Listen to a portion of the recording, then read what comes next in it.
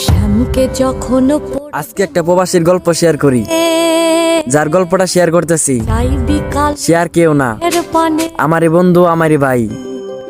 সে 3 বছর রিলেশন করে বাপ মাকে না জানিয়ে বিয়ে করছে। বাপ মা মাইনে নেয় না। ও তুই অনেকটা কান্নাকাটি পরে বাপ মা মাইনে নিচ্ছে। 3 মাস পর তাকে বাইরে পাঠাইছে। আর রান্না সে আইছে 1 মাস হয়েছে। বসে কালকে তার বউ ফোন দিয়ে বলতেছে ভিননে তুমি বাংলাদেশে চলে আসো, কিছুদিন আমি আর একা থাকতে পারতাছি না, আমার আর ভালো লাগে না। তারপর আমার বন্ধু বলতেছে 7 লাখ টাকা দিয়ে প্রবাসে আইছি, এখন যদি বাংলাদেশে চলে যাই পাড়ার লোকে কি বলবে। এগুলো অনেক কিছু বউকে বোঝানোর চেষ্টা করছে। বউ ফোনটা কাইটা দিয়ে 2-3 ঘন্টা পরে সে গলায় ফাঁসি দিয়ে মারা গেছে।